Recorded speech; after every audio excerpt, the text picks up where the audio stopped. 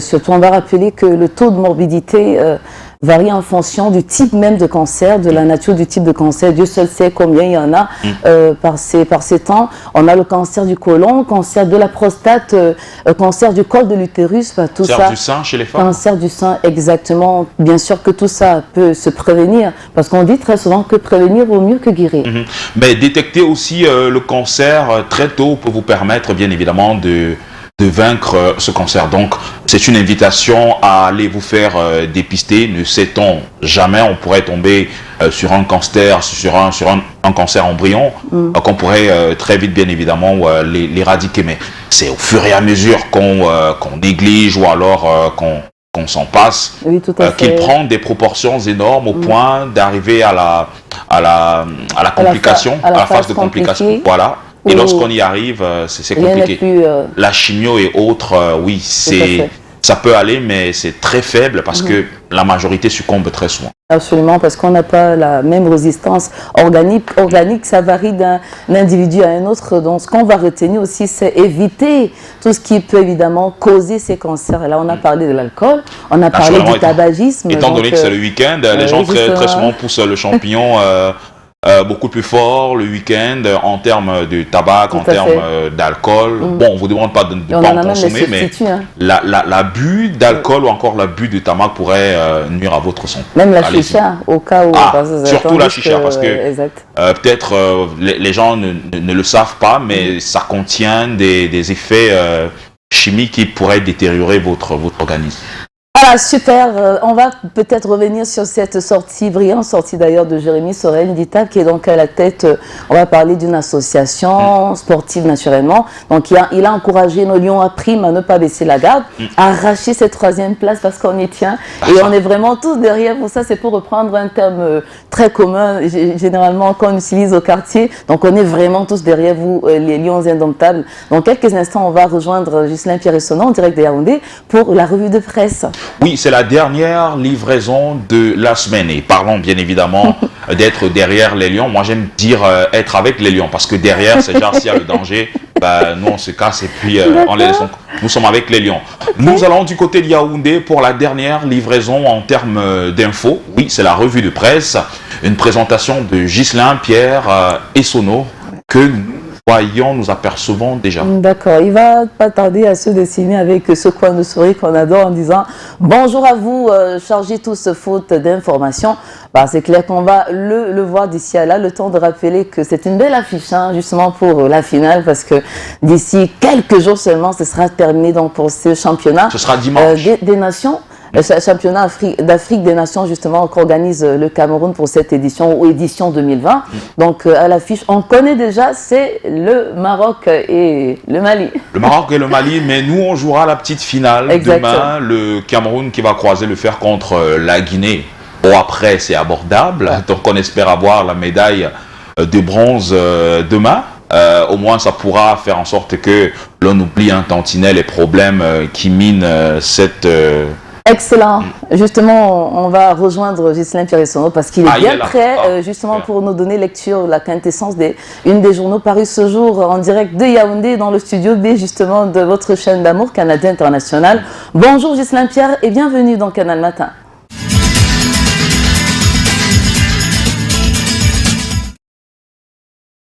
Une fois encore, bonjour, Ghislain Pierre-Essonneau, GPE. Oui, c'est le cœur plein de joie que nous vous passons le témoin.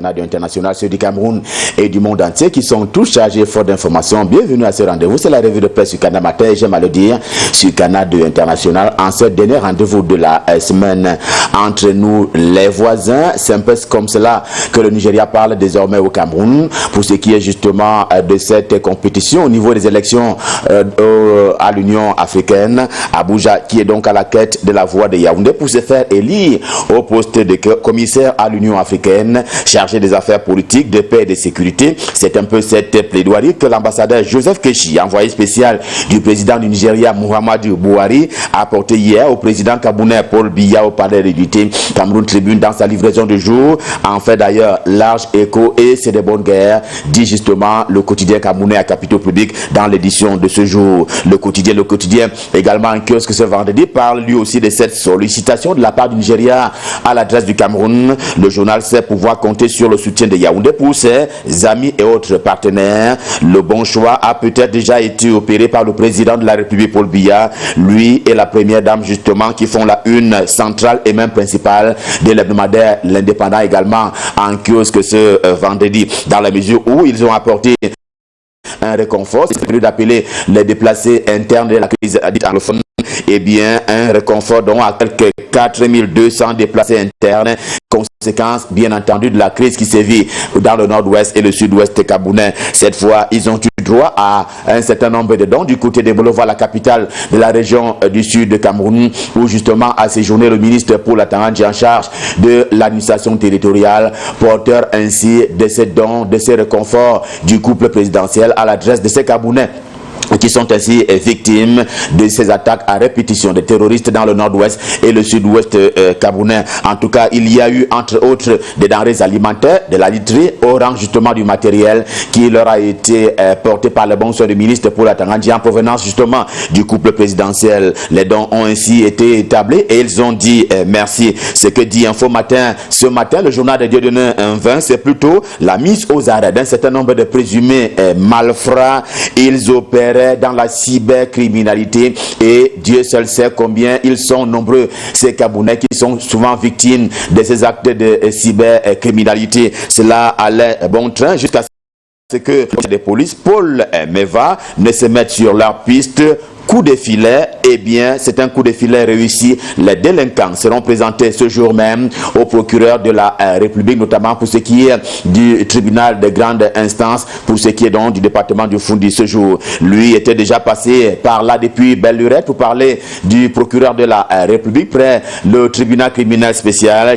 J'ai donc nommé Edgar Alain Mebongo, du nom de l'ancien ministre camerounais en charge de la défense, qui n'a pas eu droit à un séjour des plus calmes au niveau du TCS, le tribunal criminel spécial, lors de la dernière audience. Le quotidien Le Messager, dans sa livraison du jour, parle ainsi d'agression sur sa personne au moment où, dit-il, il y a eu bien des révélations sur l'affaire qui va donc désormais devenir une affaire à haut rebondissement, à savoir l'acquisition par le Cameroun par le passé d'un certain nombre de matériel à caractère militaire, au temps où Edgar Alain Mebongo était donc ministre délégué à la présidence de la République chargé de la défense, que donc il n'a pas eu droit à un séjour de plus calme de ce côté-là, après que ces révélations aient donc commencé à être faites à l'adresse de tous et de chacun. Dans la tanière de Lyon après, puisque le champ de séjour en camerounaise, dans la tanière, ça bavarde beaucoup après justement cette affaire qui a été vue en Mondovision, à savoir le cas Yannick Ndjeng, du nom de ce joueur de Lyon A', qui n'avait pas aimé de subir un remplacement et plus tard a proféré des propos peu gais contre le staff technique de Lyon A', dont on sait qu'il a amené par Martin Dungumbile. Il est d'ores et déjà écarté de l'équipe pour indiscipline, apprend-on justement du quotidien Le Messager de Jean-François Chanon dans sa livraison de ce vendredi. C'est ce que le quotidien bleu, le jour du jour, considère d'ailleurs comme étant un morceau, mais un morceau de la mafia, puisque manifestement il a recensé les actes de mafia qui ont gouverné l'équipe nationale depuis sa préparation jusqu'à son entrée en matière. Dans ce champ, il y a donc ce morceau de la mafia. Il postule, lui, le journal, plus globalement, que la tanière a été marquée jusqu'ici par l'environnement, son environnement extérieur, c'est-à-dire des joueurs sans compétition, faute justement de championnat inexistant depuis que ces querelles courent entre la Fédération camerounaise de football et la Ligue de football professionnel du Cameroun, depuis également que des querelles entre ces deux instances ont fait plutôt des victimes aux conséquences plutôt désastreuses sur la qualité de la production du football au Cameroun. Tout cela a donc conduit plutôt à ce que le journal a qualifié de clientélisme sur le sport en général et sur le football camerounais en particulier. particulier. La preuve, rapporte ce matin le quotidien Mutation de Gap. Georges Alain Boyomo, Paul Biya, le président de la République lui-même, vient d'instruire la reprise des championnats au Cameroun. La révélation est donc contenue dans les colonnes du quotidien Mutation de Gap ce matin. Le président de la République qui siffle ainsi la fin de l'imbroglio. Le ministre des Sports et de l'Éducation physique, le professeur Narcisse Mouelek-Kombi, va devoir aller chercher loin dans ses tripes pour donner vie au football national après cette instruction qui lui a donc été passée en provenance du palais de l'unité, le palais présidentiel. La vie quelque peu banalisée par des groupes terroristes, cette fois-là dans le nord-ouest et le sud-ouest, on en parlait il y a un moment maintenant. Tenez, le quotidien Émergence, en kiosque ce vendredi, tient sa part de révélations sur le nombre réel ou supposé comme tel de ces Camerounais, de ces personnes qui ont donc perdu la vie. Environ 1500 personnes décédées donc du fait notamment des violences dans les deux régions, le nord-ouest et le sud-ouest du Cameroun, pour ce qui est de la seule année 2019 et suivante. Puis le face, c'est le journal de Roger Ntede, le journal qui grimpe sur Bafia. Nous sommes dans la région du centre et c'est là à la rencontre des médecins, mais un médecin pas comme les autres. Dans l'hôpital et district local, le directeur n'a pas cru devoir répondre à une demande d'explication à lui adressée par sa hiérarchie, et cela amène le journal au sens de tenir un courroux contre ce type de personnalité, contre ce type de collaborateurs. Le plus important, ce n'est pas cela. Renchérit pour sa part notre santé également en kiosque ce jour, le journal qui est spécialisé en les questions de santé et de vie, selon qui l'urgence, ce n'est pas cela, mais plutôt à la prévention face à la Covid-19. En l'état actuel des choses, les hôpitaux des districts du Cameroun ne portent aucun gang et se montrant ainsi vulnérables de par leur étroitesse et le faible niveau de matériel et même de logistique disponible en cas justement de pénétration et d'atterrissage de la Covid-19 dans un certain nombre d'hôpitaux des districts au Cameroun. Voilà un peu ce qui est dénoncé et éventré par Notre Santé, édition de ce jour. Ceci est d'ailleurs une réalité qui ne retient pas l'attention du journal Réalité de Paul Ngouaré qui dit en kiosque que ce jour, le journal se focalise sur les travaux d'Hercule, entre guillemets, de la part du ministre Joseph Ley en charge de la fonction publique et de la réforme administrative, qui s'attelle en fait à donner plus de surface aux usagers au sein de son département ministériel. L'événement au journal, l'événement ce matin, c'est la colère des populations d'Ngolé-Bankong, arrondissement d'Ebikok. Nous sommes bien entendu dans la région du centre Cameroun. Colère, faute notamment d'indemnisation de la part et au bénéfice des populations locales après le passage en force du projet de barrage de Memvele sur près de 7 km, apprend-on du journal Événement ce matin, et c'est bien entendu le chef du village qui porte ainsi la voix des sans-voix parce que les populations de cet arrondissement et d'Ngolé-Bankong en particulier n'ont pas été indemnisées. On va dire, c'est reparti comme presque souvent. Et Singan est également en kiosque, le journal qui semble dénoncer à son tour un fait à tout le moins scabreux, cette fois sur la route Ntui-Mankim. Il se peut que le décrochage du marché local pour la construction donc de cette route-là va avec des tentatives de déroute pour la mise en route et même vers la mise en bouche du marché contre forte récompense si l'on s'en tient aux écrits du journal Essingan en kiosque ce jour. L'économie quotidienne est en kiosque, le journal qui a accompagné jusqu'ici les campagnes de sensibilisation qui ont été menées par le ministre Jean-Ernest Massien Ngale-Bibert en charge des transports au Cameroun avec le succès que l'on sait, mais le journal ce matin évalue sur le plan économique ce que le pays de Paul Biya a donc perdu entre-temps du fait justement de ces accidents de la route. Le pays qui est toujours en quête d'une meilleure offre en matière d'énergie électrique. Le journal Entrepreneur, également en kiosque ce vendredi, table sur ce dossier en ses pages 8, 9 et 10, 3 pages au total. Eh bien, le point qui est fait montre que le pire est quelque peu derrière nous, derrière les Camerounais en matière d'énergie électrique, et que le meilleur est à venir au regard du nombre et de la qualité des projets réalisés ou en cours de réalisation. Question justement de résorber la question en matière de déficit énergétique. L'œil du Sahel, le journal de Gibaï Gatama est en kiosque et il suit pour nous le dossier SICAM. SICAM, dans son versant de Garoua, la capitale de la région du Nord, eh bien, L'usine avait été fermée, rappelle encore le journal, depuis belle lurette maintenant. Et sa réouverture vient d'être ordonnée une fois encore par le président de la République, Paul Biya. C'est donc un bel exemple de rebondissement positif qui est relayé et souligné par le journal ce matin. Cela est d'ailleurs à inscrire dans l'agenda du chef. Le point hebdo est en kiosque. Le journal voit clair sur ce cas, mais pas sur certaines affaires du MINEPAT, le ministère de l'économie, de la planification et de l'aménagement du territoire. À ses yeux, aux yeux du journal, la question et la gestion d'un certain nombre de dossiers de ce côté-là montrent des désaccords et même des désaffections vis-à-vis de la hiérarchie gouvernementale. Voici plutôt un visage gai et même radieux. Un visage gai et radieux d'une dame qui fait d'ailleurs la une principale du journal L'Élite dans sa livraison du jour. Le journal qui a donc porté son choix sur Faustine Fotso, députée. Eh bien, elle s'investit aussi dans la lutte contre la violence, notamment en milieu scolaire, en toute intelligence, bien entendu avec l'Association nationale du mouvement civil des jeunes. Elle s'investit ainsi pour que s'éloigne la violence en milieu scolaire au rang de ses activités qui font dire au journal qu'elle a justement ses traits, ses caractères humanitaires et humanistes. The Guardian Post, quotidien camerounais d'expression anglaise, bientôt sera également disponible en kiosque le dimanche. Ce sera donc chose faite de lundi à dimanche.